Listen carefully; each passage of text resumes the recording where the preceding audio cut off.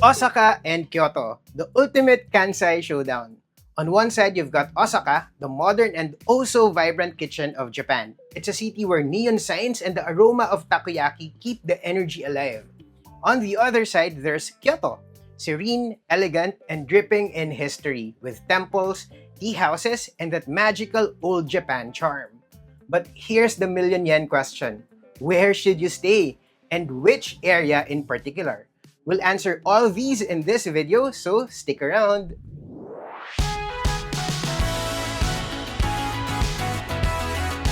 Hey there, Tipiters! I'm Yosh. My partner Vince and I have been travel blogging for the past 15 years, and Japan is our most visited country. And today, we'll be discussing the best areas to stay in Osaka and Kyoto. But before that, if you're new to this channel, know that we always publish informative travel videos, so take the time to click the subscribe button, ring the bell beside it, and select all so you're always updated whenever we have new uploads. We're on the road to 250,000 subscribers. If you're watching this on Facebook, join our million-strong community by liking and following this page. Alright, let's get down to business. Which is the better base, Osaka or Kyoto? It's actually pretty easy to answer, but it's not clean-cut. The truth is, as in most, if not all cases, which is better depends on your itinerary. If most of the attractions you're visiting is in Osaka, then stay in Osaka. If your itinerary is dominated by Kyoto sites, why make it complicated? Stay in Kyoto. But once you have picked a city, the better question is, where in Kyoto? And where in Osaka? In theory, as long as you're near a train station, you're already winning.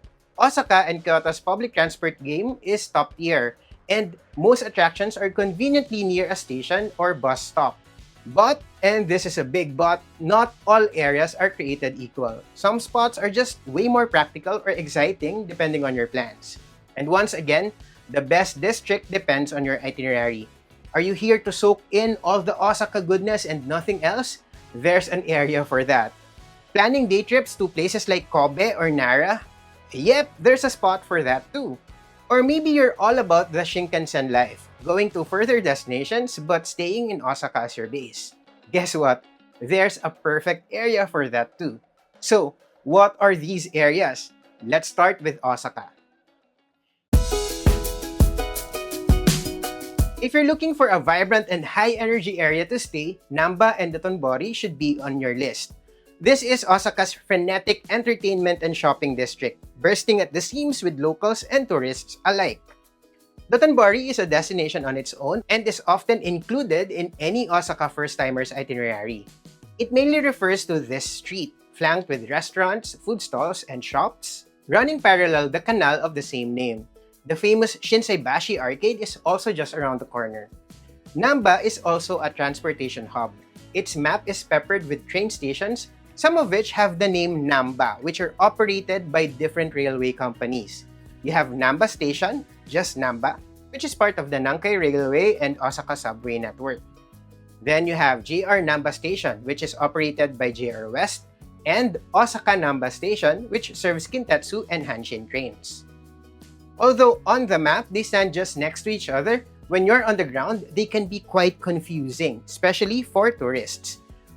And they are 5 to 10 minutes apart on foot.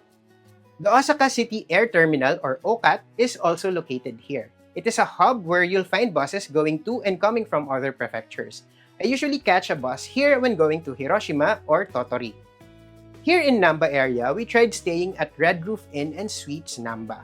It's hard to categorize this hotel in terms of price points. It's affordable on off-peak weekdays, but way too expensive on other days.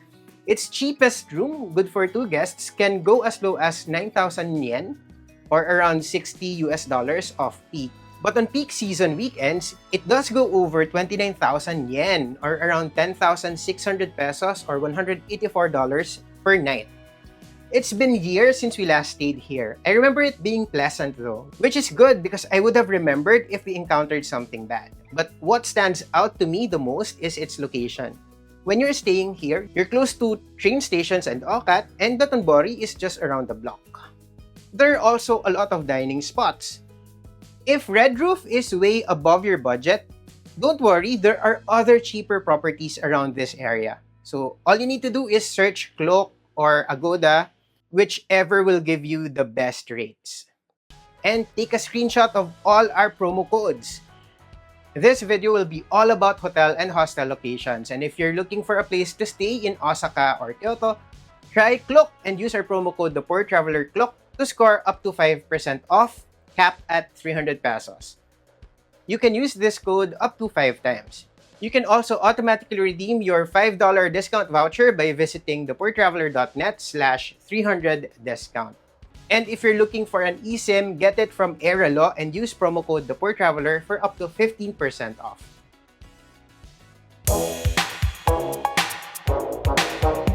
This is Kita Ward. Kita means north in Japanese. It is Osaka's bustling business district with the eye-catching Umeda Sky Building and the HEP5 Ferris wheel dominating its skyline. But most importantly, it is here that you'll find Osaka Station and Umeda Station, two of Osaka's busiest and most connected train hubs, which is why it is often regarded as the city's beating heart, at least as far as tourism is concerned. If you're staying close to Osaka Station or Umeda Station, most of the attractions within the city will just be an easy train ride away. Even if you plan on visiting Kyoto, Kobe, and Nara, it's also ideal as there are direct trains from either of these stations. If you're on a multi-city trip in Japan and your next stop is Tokyo, you'll also find buses bound for the capital here. This is where we usually catch a Wheeler bus going to Tokyo. Its terminal is just right at the base of the Umeda Sky Building. But because of its central location, properties here in the Umeda area are always in demand and the costs are higher than in most other parts of the city. In fact, we have never really stayed within its borders. But we have covered First Cabin Hanshin Nishi Umeda, which is technically just outside, but you won't really feel it. It's just a 12-minute walk from Osaka Station and a tad longer to Umeda Station. But the closest is Fukushima Station. First Cabin is a popular chain of capsule hotels. At its core, it is a capsule hotel but done in a more sophisticated fashion. The interiors are stylish, sleek, and impeccably neat. It is designed in a way that mimics a luxury aircraft with business class and first class capsules. An overnight stay can go as low as 4,300 yen in lean season. You can also stay for only a few hours if that's all you need. We've also tried Hotel Hanshin Osaka, which is also outside the bounds of Umeda, but close enough. This is for those with a bigger budget and want a proper rest and relaxation in the hotel room. It takes pride in having natural hot spring in each room, ensuring that you have a relaxing time during your stay. They also have spa facilities if you want to level up your unwinding. The best part, some rooms have an awesome view of the city, with the Umeda Sky Building taking center stage. I'm the type of traveler who doesn't mind making multiple train transfers unless I'm carrying heavy luggage. This is why I prefer staying at a hotel that is close to a train station that has a direct line to my next or previous stop. Which brings us to Shin-Osaka Station. Not to be confused with the previously mentioned Osaka Station. Shin means new in Japanese, and this station was built much later than Osaka Station. But just like Osaka Station, Shin-Osaka serves various train lines too, with one big difference. On top of the regular trains, Shin-Osaka is also a Shinkansen station, something that the other is not. If you plan on visiting other prefectures or cities on a day trip by bullet train, or if you intend to take the Shinkansen to your next stop, the area surrounding the Shin-Osaka station is ideal. On our last Osaka trip, we stayed in this area, specifically at Appa Hotel Shin-Osaka Ekimae. Eki means station in Japanese, and Mae means in front of. And this hotel is really close to the station, just a small block away. Appa Hotel, or APA Hotel, is one of the most popular budget hotel chains in Japan, and when staying at any of their branches, you can expect pretty much the same. Small cozy rooms, but squeaky clean and cleverly designed. The atmosphere here is very different. Unlike Namba and Umeda areas, it is quiet here. But you'll find several convenience stores and fast food restaurants around the block. We have also tried staying at other districts in Osaka like Tennoji and Nishinari Ward. But it's been a long time since, and whatever we have to say might not be relevant today. But our hotels then were all close to a train or subway station and we didn't run into any problem. But there's one more thing I want to discuss. You see, we get a lot of messages from our viewers and readers asking for advice about where to stay in Osaka, and usually the first thing I ask them is, what's your itinerary? And many times I notice that most of the attractions on their IT were not in Osaka but in Kyoto. So here's something to consider.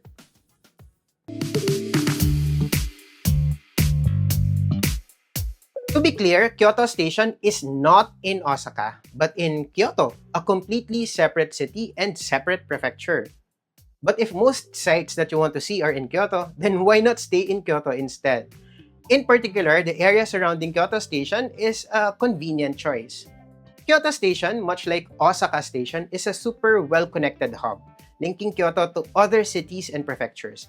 And you can also catch both city buses and intercity buses here. Not to mention the sheer number of shopping and dining establishments around the area. We have tried staying at Appa Hotel Kyoto Aikikita, which is just a 5-minute walk away from Kyoto Station. It's compact and budget-friendly, and we had a typical Appa Hotel experience. On off-peak days, a room can go as low as 8,400 yen or around 3,000 pesos or 53 US dollars. That's good for 2 guests. Another hotel we tried here is Hotel New Hankyu Kyoto, which is situated right in front of the station. The room here is almost twice the size of Appa Hotel, but at a higher rate, of course. If you have a bigger budget and you want a bigger room, consider Hotel New Hankyu. If you'd rather stay at a hostel instead, consider Case House Kyoto. It's been years since we last stayed here, but looking at the reviews, it seems like it's still a decent place to stay. It's 10 minutes away on foot from Kyoto Station. For budget travelers, a space in an 8-bed dorm costs 2,350 yen or around 860 pesos or 15 US dollars. It's best for backpackers, especially those traveling alone. But if you want a private room, the cheapest room for 2 costs 6,485 yen, around 2,380 pesos or 40 USD. If you divide that per person, it's around $20 or 1,200 pesos. But this particular room has no ensuite bathroom and it's shared with the rest of the guests. Another place that we have tried in Kyoto is Hotel Musubi Kyoto Karasuma Nanajo. I know it's a mouthful. It's not really a hotel in the strictest sense, but more like an apartment complex. I wasn't sure if we should include it here because when we stayed here, it operated under its previous name. But now, it has been renovated and renamed. But I'd be remiss if I don't mention it because we really had a great stay here and that was before the renovation. The only downside is, it's not really that close to Kyoto Station. Around 12 to 15-minute walk away. Gojo Station is closer. Although when we stayed here, we still used Kyoto Station most of the time as we really enjoy walking around the city. Again, if you wish to book the hotels mentioned in this video or any hotel at all, search on Klook first or check out the links in the description of this video. Then, use our promo code ThePoorTravelerKlook for up to 300 pesos off. You can use it up to 5 times. It's also best to have travel insurance whenever traveling abroad. You can easily purchase one online with PGA Sampo and use Worth It for a special rate. You'll find all the links to this website in the video description below. Using these codes not only give you big discounts, we also get credited for each booking, which helps us create more videos. So if you find this video helpful, please use our promo codes. It's a great way to get savings for you and support this channel at the same time. Win-win! We'll be uploading more Japan videos soon, so don't forget to subscribe to this channel if you haven't yet. Tap on the bell icon too and select all so you're always updated when we upload new episodes. If our videos inspire you to travel, follow and tag us on Instagram, X formerly Twitter, and TikTok. Just look up at The Poor Traveler, single L. We'll try to repost or reply to your tags. That's all for now. Remember, plan smart, travel safe, and make every trip worth it.